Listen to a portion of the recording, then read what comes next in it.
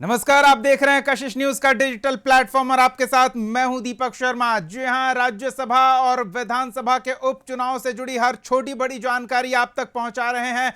और राज्यसभा चुनाव के नॉमिनेशन की तारीख बस शुरू होने को है और इधर उपचुनाव को लेकर नामों पर मंथन का दौर सभी खेमों में चल रहा है। और इस बीच एक ऐसा नाम जिसकी अब तक कहीं कोई चर्चा नहीं थी, वो अचानक से सियासी रंगमंच पर उभर कर सामने आ गया है और उस नाम के बारे में हम आपको इस वीडियो में बताएंगे। तो इस वीडियो को पूरा देखें और यह भी बताएंगे कि उस नाम की चर्चा जोर शोर से क्यों हो रही है।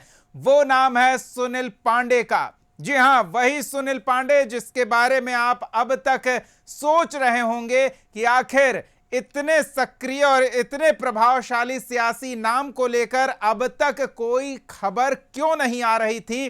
तो अब खबर आ गई है और उस खबर को हम आपके सामने लेकर आए हैं। दरअसल बिहार में राज्यसभा की 2 सीटों के लिए चुनाव होने हैं और इस गहमा गहमी के बीच विधानसभा की खाली हुई 4 सीटों पर भी उपचुनाव को लेकर हलचल तेज है।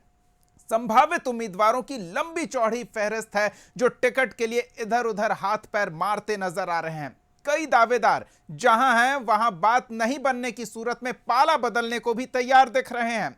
हम आपको एक ऐसे ही बाहुबली पूर्व विधायक के बारे में बताने जा रहे हैं जिनके टिकट के लिए उनकी पूरी पार्टी ने जोर लगा रखा है, लेकिन एनडीए के शीर्ष नेता इस पर कोई फैसला लेते इससे पहले ही सुनील पांडे ने कुछ ऐसा कर दिया कि हर कोई हैरान रह गया। कौन है वो नेता, क्या किया है उन्होंने, चलिए बारी बारी से हम आपको उसके बारे में भी बता ही देते हैं। दरअसल तरारी से 4 बार के विधायक रह चुके नरेंद्र कुमार पांडे उर्फ सुनील पांडे ने रालोजपा ज्वाइन किया था और राष्ट्रीय लोक जनशक्ति पार्टी के राष्ट्रीय अध्यक्ष पशुपति पारस ने बाकायदा पटना में प्रेस कॉन्फ्रेंस कर बीजेपी और नीतीश से एक टिकट की मांग की थी। 2020 के रिजल्ट का हवाला दिया गया था, लेकिन इससे पहले ही सुनील पांडे ने राष्ट्रीय लोक जनशक्ति पार्टी से इस्तीफा देकर सबको चौंका दिया। खबर है कि बीते मंगलवार को ही उन्होंने अपना रेजिग्नेशन पार्टी सुप्रीमो पशुपति पारस को भेज दिया है। अब आप यह जानना चाह रहे होंगे कि जब पार्टी मजबूती से उनके लिए टिकट के लिए फाइट कर रही थी तो फिर सुनील पांडे ने इतना बड़ा फैसला क्यों ले लिया और पशुपति पारस को लोकसभा चुनाव के बाद इतनी जल्दी दूसरा बड़ा झटका क्यों दे दिया। तो चलिए उसका भी हम खुलासा कर देते हैं और इनसाइड स्टोरी पर्दे के पीछे की क्या कहानी है वो बताते हैं। असल में तरारी सीट एनडीए गठबंधन में बीजेपी के पास है। साल 2020 में यहां से बीजेपी उम्मीदवार के रूप में कौशल कुमार विद्यार्थी ने अपनी किस्मत आजमाई थी, पर अफसोस की बात यह कि उनके हिस्से महज 8.14% वोट शेयर ही आया था। वोटों की बात करें तो केवल 11,833 वोट मिले थे, जबकि बतौर निर्दलीय उम्मीदवार ताल ठोक रहे नरेंद्र कुमार पांडे उर्फ सुनील पांडे को 62,930 वोट मिले। हालांकि वो सीपीआई माले के सुदामा प्रसाद से 11,015 वोटों के मामूली अंतर से चुनाव हार गए, लेकिन इतना जरूर साबित कर दिया कि अगर महागठबंधन को तरारी में कोई टक्कर दे सकता है तो वो सिर्फ और सिर्फ सुनील पांडे ही हैं। यही वजह है कि उनकी स्वाभाविक दावेदारी तरारी सीट पर बनती है और इसके लिए रालोजपा में रहते हुए सबसे पहले सुनील पांडे ने सीएम नीतीश से मुलाकात की और फिर मीडिया से बचते बचाते बिहार बीजेपी के शीर्ष नेताओं से भी मिले। जो अंदर खाने से खबर छनकर बाहर आई है उस खबर की माने तो नीतीश की पहल पर बीजेपी की ओर से हरी झंडी मिलते ही सुनील पांडे ने पशुपति पारस की टीम को किनारा कर दिया, यानी कि इस्तीफा दे दिया।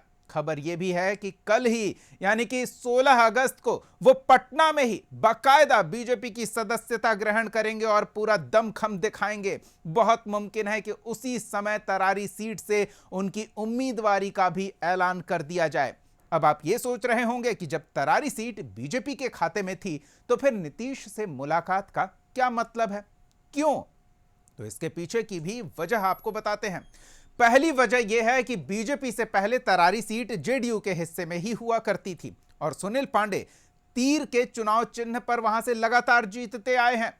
दूसरी वजह यह कि उम्मीदवार चाहे बीजेपी का हो, जेडीयू का हो, किसी भी दल का हो, उम्मीदवार एनडीए का होगा और एनडीए का उम्मीदवार होगा तो सबकी सहमति होनी चाहिए, और ऐसे में नीतीश कुमार की सहमति जरूरी हो जाती है। आपको बता दें कि तरारी से विधायक रहे सीपीआई एमएल के सुदामा प्रसाद हाल ही में लोकसभा चुनाव में आरा से जीतकर संसद पहुंच गए हैं, और उनके इस्तीफे की वजह से इस सीट पर उपचुनाव होने हैं। तरारी के अलावा 3 और सीटें हैं, रामगढ़, बेलागंज और इमामगंज, जहां उपचुनाव के लिए वोटिंग होगी।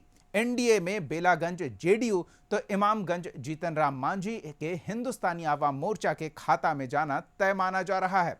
बाकी की 2 सीटें तरारी और रामगढ़ से बीजेपी के प्रत्याशी उतरेंगे, इस बात का संभावना देखा जा रहा है। तो कशिश न्यूज के डिजिटल प्लेटफॉर्म पर इस बड़ी जानकारी से संबंधित क्या कुछ राय आप रखते हैं, कमेंट सेक्शन में जरूर अपनी बात साझा करें। कोई और नाम जो आपके इलाके में, आपके जहन में है, चर्चा का सबब बन सकता है आने वाले दिनों में, तो उस नाम के बारे में कमेंट सेक्शन में जरूर राय दें।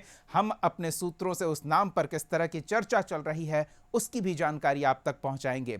और कशिश न्यूज के साथ जुड़े रहें, हमें सब्सक्राइब करना ना भूलें, बेल आइकॉन जरूर प्रेस कर दें ताकि हर वीडियो की पहली नोटिफिकेशन आप तक पहुंचे। बहुत बहुत धन्यवाद जुड़ने के लिए। नमस्कार।